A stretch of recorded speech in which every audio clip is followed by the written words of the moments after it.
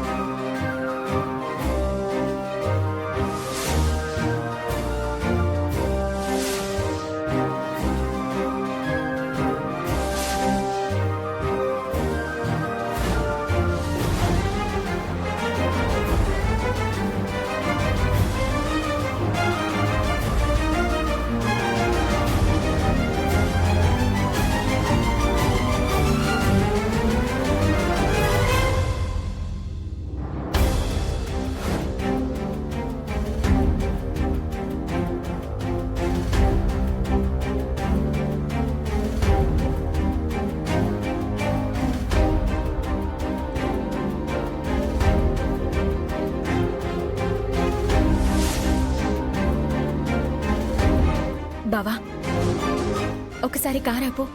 ఏమైందావని? ఎందుకు ఆపమన్నా? చెప్తానుగా, ముందు కారాపు.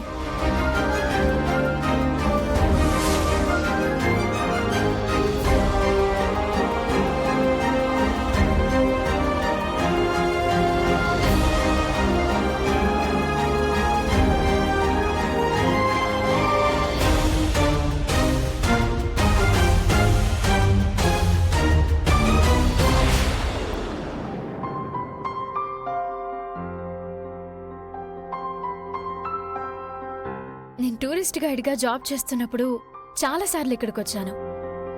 ఆ జాబ్ మానేసిన తర్వాత ఇంతకాలానికి మళ్ళీ అక్షయ వలన ఈ నేలని, ఈ గాలిని తాకే అదృష్టం కలిగింది. కృష్ణమ్మ అందాలని తిలకించే భాగ్యం కలిగింది.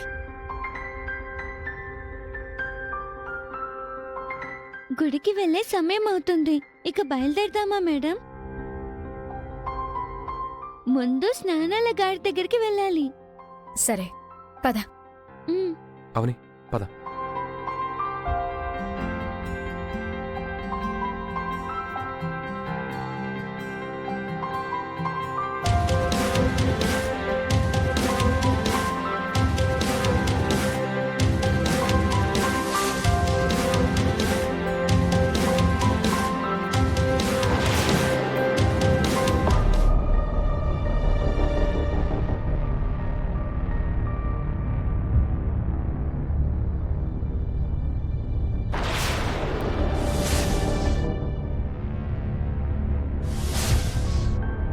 మన టార్గెట్ ఈ పిల్లే.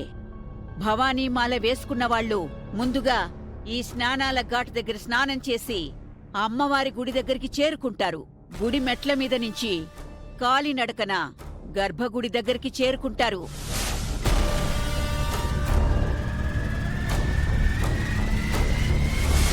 స్నానాల ఘాట్ దగ్గర నుంచే నా ప్రయత్నం నేను మొదలు పెడతాను.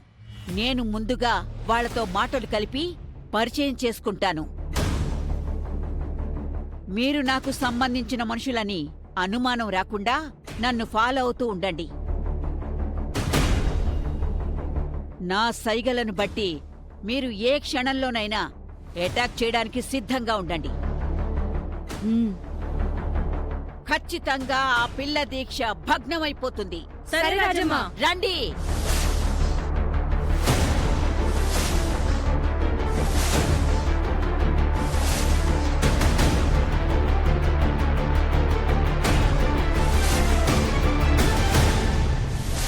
సక్సెస్ఫుల్ గా పనైపోతుందని నిహారికకి మనం మాటిచ్చాం. ఎట్టి పరిస్థితుల్లోనూ ఫెయిల్ కావడానికి వీల్లేదు. మాట పరువు రెండూ పోతాయి. సరే రాజమ్మ.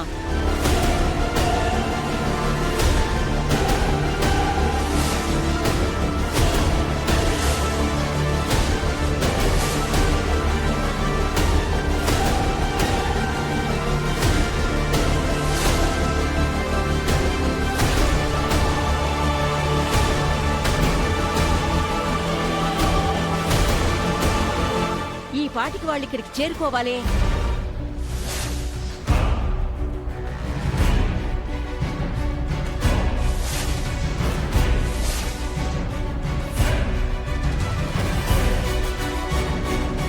అదిగో వాళ్ళు వస్తున్నారు.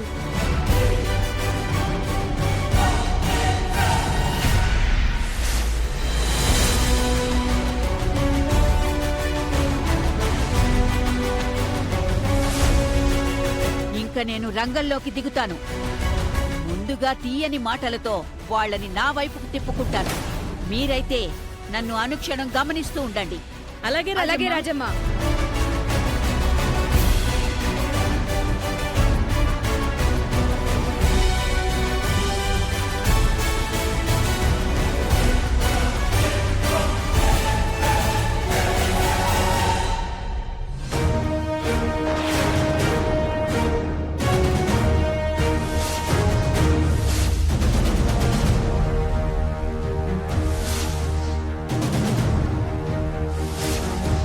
అక్షయ పదం. భవానీ, మీరు కూడా నాతో పాటు కనకదుర్గమ్మ వారి దర్శనానికి రావచ్చు కదా. నువ్వు నన్ను ఎన్నిసార్లు అడిగినా నా సమాధానం ఒకటే. నేను నీకు సహాయం చేస్తున్నదంతా నువ్వెలాంటి స్వార్థం లేకుండా అత్తయ్య గురించి మాల వేశావు కాబట్టి. ఇదంతా నీ మంచితనానికి నేనిచ్చే విలువ అంతే. నీ అభిప్రాయాలని నేను గౌరవిస్తున్నాను. నా అభిప్రాయాలని కూడా నువ్వు గౌరవించు.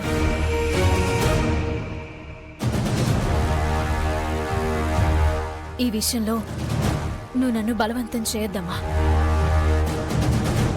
ప్లీజ్.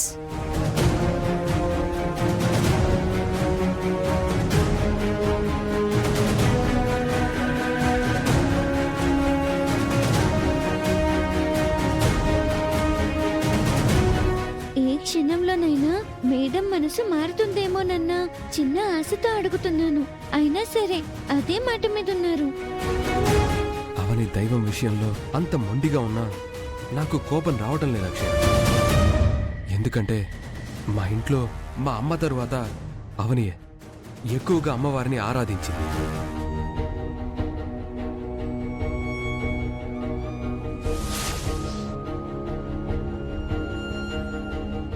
లావణ్య వదిన కాని, నిహారిక గాని, మా అక్క గాని ఎవరు ఆ విషయంలో అవనికి సాటే రారు.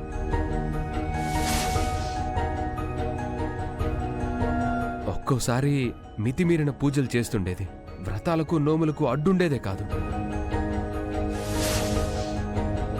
ఎందుకంత చాదస్తమని నేను అంటుండేవాణ్ణి. భక్తికి హద్దులుండో బావా అని, లక్ష్మణ రేఖలు గీయొద్దు అని ఎప్పుడు నాకు చెప్తూనే ఉండేది. అంతలా చేస్తుండేది. ఎప్పుడైతే పుట్టిన బిడ్డ దూరం అయిందో అప్పట్నుంచి ఆ కోపం, ఆ ఉక్రోషం అవని నుంచి దూరం కావడం లేదు. మనం ఒకరిని ఇష్టపడుతున్నప్పుడు తిరిగి వారి దగ్గర నుంచి అదే ఇష్టాన్ని కోరుకుంటాం. ఒకరిని మనం గౌరవించినప్పుడు, ఒకరికి మనం విలువిచ్చినప్పుడు తిరిగి వారి దగ్గర నుంచి ఎక్స్పెక్ట్ చేస్తాం. అది మానవ నైజం, సహజం కూడా.